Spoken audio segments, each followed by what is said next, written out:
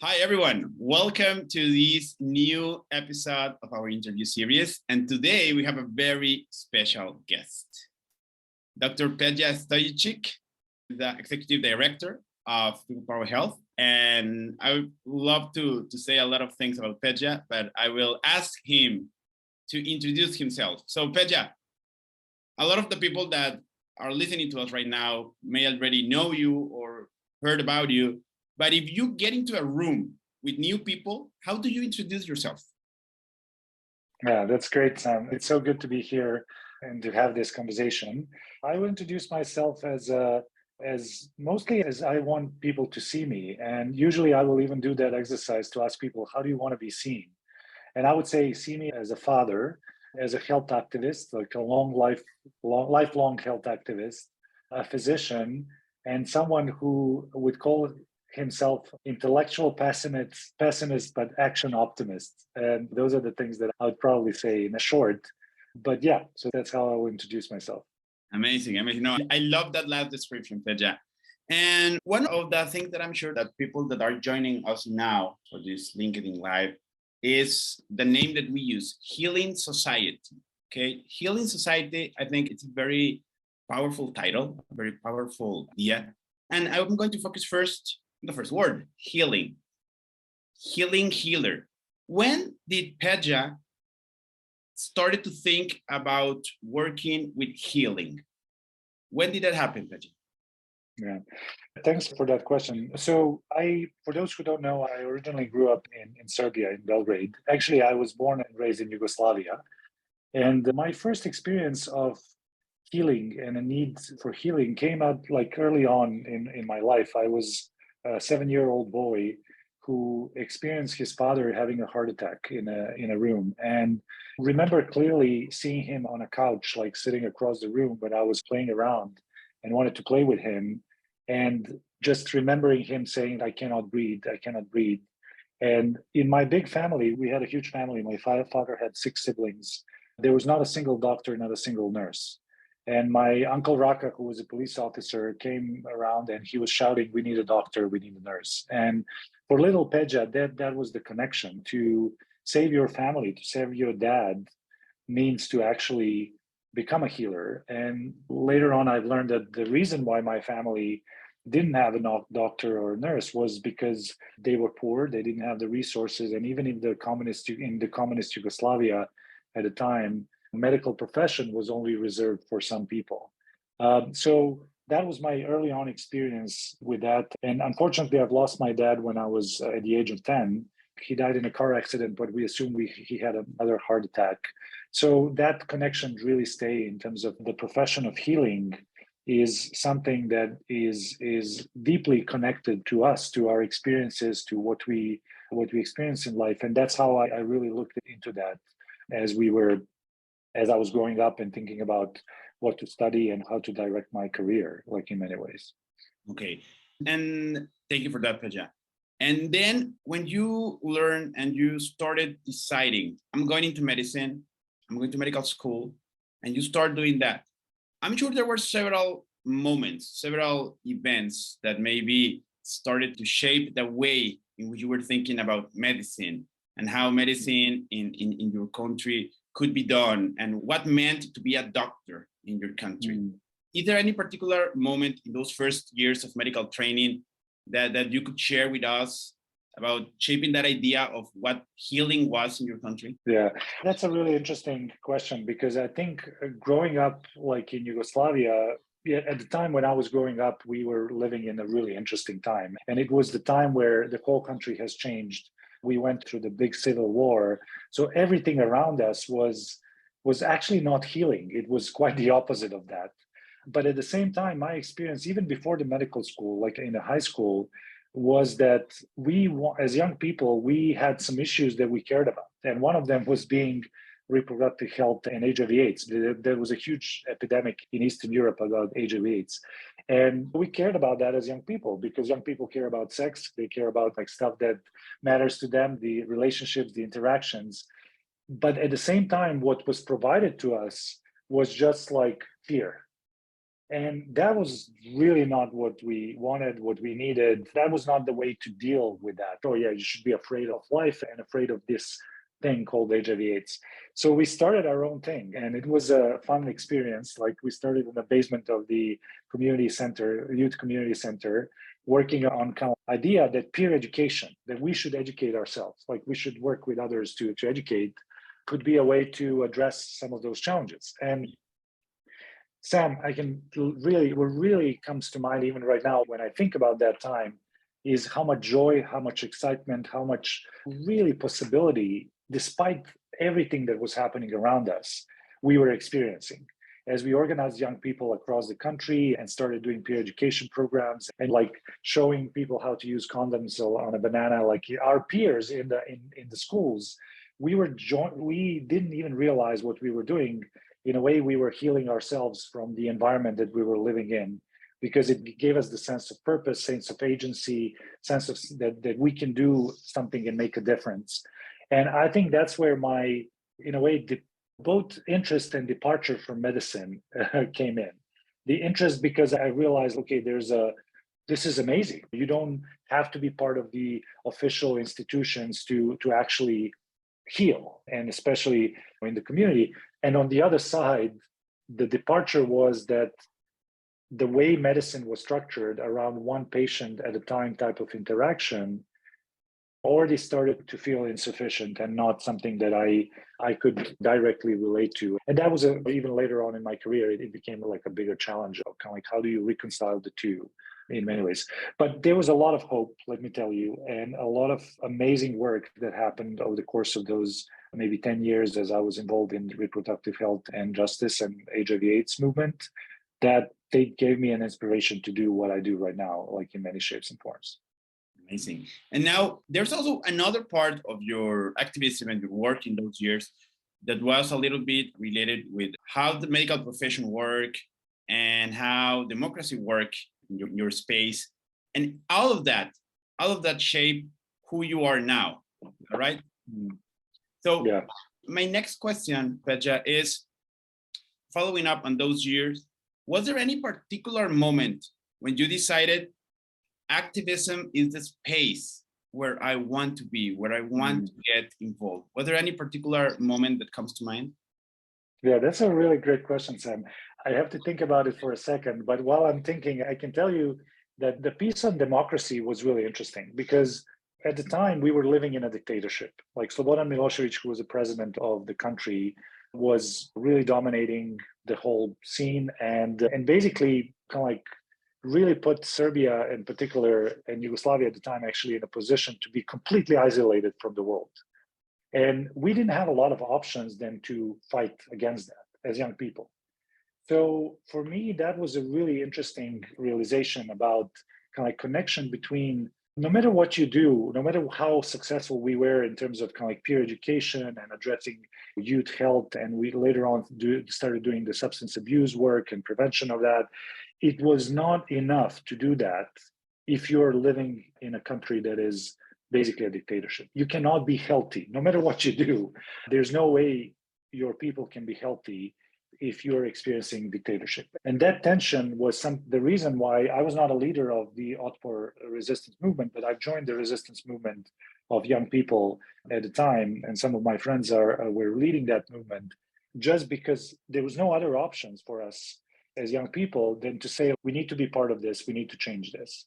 And I think through that, like there were a couple of moments in that experience that really shaped the way I look at the world right now, especially I think October 5th in 2000, when we had a massive general strike in Serbia opposing, after Milosevic stole the election, there was a general strike. And that day changed the history of Serbia and turned it into a democracy that is threatened somehow today. But like at that time, that was a beacon of hope. And I think those moments, like participating in the events like that, really shape how you understand the ability of people to make changes. And it did shape it for me. Like on one side, we did this peer education, HIV/AIDS, large organization, which is like what we call like power with. You work together collaboratively and you create new things. But then we were also able, like I witnessed and participated in the overthrowing of a government, of the dictatorship, that was kind of like, oh, if people get together, they can actually challenge whatever is in front of them, and there's no better way to do it. And I think those two moments were defining in terms of me committing to saying, okay, this is a pathway forward, like in my life, and not just my own experience, but also like, how do I bring this to other people, and especially clinicians, especially my colleagues in first in Serbia, but in other places around the world, and now in the United States and wherever we operate. Oh, exactly. I totally agree with that. And I have a quick follow-up question to that before we move to the present time and to your current activities.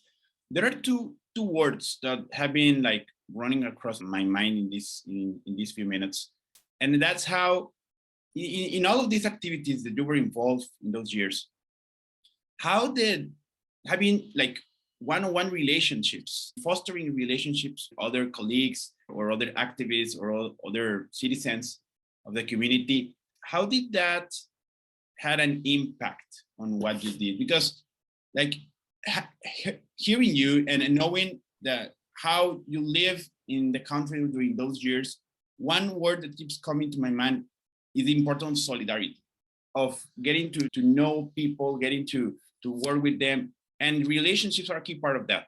So is there anything that you could mention us about relationships and about how that worked during those first years of activism? Yeah, no, solidarity and relationships are quite big words for me. And I can tell you a story actually, which will be interesting for maybe some of the people. Maybe it's a little outdated, but we were living in a country like that was isolated. We didn't have a lot of opportunities, and internet at the time was not similar as it is what it is right now. It was kind of like really not ChatGPT reality, but a completely different one. There was like this modem thing that you can plug in, and there's this weird sound that you hear. Maybe you remember that, but a lot of people, remember that. maybe who listen don't even remember that experience. But here's another thing: like in our office, like when we were running the YouTube Piazzas, the organization, we only had one computer.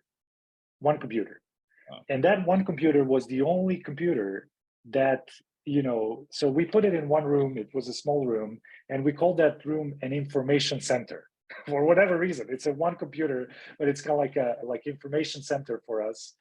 And that computer could log into internet, and it was running 24/7. Wow. 24/7, like all the time, because there was always at least one person using it.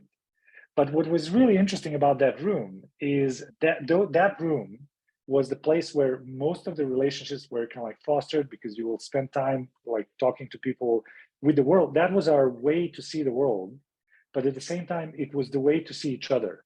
Because first of all, we learned the practice of sharing. Imagine how it is like to have one computer with 5,000 members, and you have to figure out how do you actually use this resource together in a more just and more equitable way. Then you have to share by design. And that small room, like you're sitting with someone and you're kind of like always talking. And I'm using that as a metaphor that if we were maybe constrained with resources, but we were extremely resourceful. And I think for me, that was a source of inspiration. And when I see what is happening right now, especially in the United States, where there's so much resources available, and yet for whatever reason, mostly structural reasons, people are not willing to share those resources, to think about how we can, with small shifts, how we can share the resources in such a way that can foster the solidarity, that can bring relationships at the forefront, that will make the world for all of us amazing. And especially in the context of health and healthcare, I'm always puzzled by that. And honestly, sometimes even angry with that, because like growing up in those types of situations where we didn't have the resources, but we were able to be resourceful, I know that is possible. And that possibility is the source of hope and inspiration to do that work. I don't know if that makes sense, but it is, it is something that It totally makes sense. And now let's move on, because I know we don't have a lot of time, but current day, you started People Power Health. You funded People Power Health. It came to life. And maybe there's a story there on when did the idea came to mind. Maybe you can share that with us in a moment. And then there are several ideas, work that have been ongoing with People Power Health. So first of all, how did People Power Health came to life? And then what are some of the activities and projects that you are more proud about? Okay. No, that is a great question. For years, I've been asking myself a question: what will it take to enable other clinicians? Because I see us as healers, as clinicians, physicians, nurses, like social workers, CNAs, like all the people who are participating in what I would call creation of health, is like a huge opportunity to step into the domain of kind of like, we cannot just heal one person at a time. We need to all heal the society as well. And we have a role to play in that. And I was always interested in what it takes to do that and what will it take to do that. And that's how the People Power Health came to be, is with this idea of, can we figure out, because there's a long tradition of teaching and training people in activism and community organizing, just really figuring out what will it take to do that for clinicians was the main idea behind People Power Health. And I want to emphasize here my experience of going through the medical school, which has its ups and downs and like that. It was really that medicine is a practice and you can learn it. And there's a way to learn it, and you need to have the knowledge about it, but you also need to have the skills. If you want to become a surgeon, knowledge will not get you far away unless you have the skills within your hands. And it's the same thing with community organizing and activism. There's a theoretical aspect of that, kind of like, how do we do analysis? But there's a really practical aspect of that as well. How do we engage other people? How do we build relationships? How do we turn those relationships into commitments, and the commitments into power to create change? And I've experienced that being trained by some of the Professor Marshall Gantz and others who really made a difference in the way I was able to function and change the world around me. And I just wanted that to be shared. And People Power Health its main goal is about really engaging clinicians in and providing them with the training that can enable them to be more effective in the spaces where they want to make a difference, in the public spaces where they want to make a difference and create change. And I do believe, honestly, that it's irresponsible not to give and enable our fellow clinicians with that type of training. I will feel like, oh, this is irresponsible behavior, asking people to do some work, to go out there and change the world without actually giving them what are known tools and what are the things that are available for people. That's how I think about People Power Health. And we were blessed to work with organizations like VoteER, with George Sarka on gun violence, that we're contemplating like that, with immunization professionals around vaccination, with other groups. I want to, with the Cambridge Health Alliance on the climate health and climate justice. It's really amazing how much interest there is out there to learn about these skills. And I'm always fascinated and inspired by the possibilities that can give us. No, I completely agree. And I am really thankful of having found about People Power Health a couple of years ago, because there are a lot of clinicians out there, Pedja, that we want to do more. We want to do advocacy. We want to do different activism activities, and to find this space, to find this community where clinicians can engage with each other. This is just amazing. And I really want to thank you for that during this call. And finally, we have 2 or 3 minutes, Pedja. I know that you have some other activities coming up, but I would really like to ask you, what is one of the main projects that are coming up for MPH? Is there anything in particular that you would like to raise up as something key? Yeah, we talked about the training. Aside from kind of like partnerships that we have, we do have our health equity, activism, and reflection training that is coming up in September, which I would call like as an opportunity for people to learn some of these skills and experience some of that firsthand. We had our first iteration like in the spring this year, and it was amazing. Like the experience that, honestly, to be honest, it was something that we didn't even anticipate having that much of an impact. Because it was kind of like, oh, we envisioned that as having, okay, this is going to be making the tools available for people. But the feedback that we got was really almost like, speaking of responsibility, it put a burden on us to say, this is something we need to continue and we need to provide even and make it even more available for people. So yeah, that's coming up. As I mentioned as well, we are thinking about doing something around gun violence. It seems like that it doesn't seem, it's absolutely a priority in the United States, and one of the issues that a lot of clinicians are interested around, and that's been in the making for a while, and we want to make sure that that happens because it's an important area. And there are a few other projects that are in the making, but I think those are the two that I really care about the most at this point in time. Last minute, Pedja, 2 quick questions. First one, is there any book that inspires you that you would like people to take a look at, that you will say this book really inspires people to go out and take action? Is there any book like that? Oh yeah, there's so many books that comes to mind. I'm an obsessive reader. I usually read 10 books in parallel. There are 2 actually that comes to mind. One is the book written by my friend and dear friend Stojicic called Blueprint for Revolution. And it's a really amazing book on the history and experience of Serbia. And I think that's definitely that I would recommend for people to read. It's super fun as well. Sergej is a really funny guy and amazing. He has an ability to communicate some of those really hard activism concepts in a way that is light and can engage people. And the other book is A Long Hold by Miles Davis, who wrote a book about the Highlander Center. That was the training center that actually trained all the activists, most of the activists in the civil rights movement, and later on. I'm reading that book, and every time I read it, I'm inspired because I want People Power Health to be a place like that for clinicians. I always think about that if we ever have to achieve something, if we become like a Highlander, something similar, not the same. Highlander Center is the only place for that, but something similar as Highlander Center for clinicians, that will be the amazing thing. So I will recommend those 2 books. One is really modern present day activism. The other one is a little bit historic, but it speaks about the importance of the training institution in enabling a lot of change in this country. Amazing. No, and you just answered my second question, which was, where do you think MPH is going? But you already mentioned that. So thank you, Pedja. Thank you, Pedja, for joining us today. It's been an amazing pleasure. And thank you for everyone that has been joining us today. Thank you, Sam. It was a pleasure talking to you. Thank you. Bye-bye.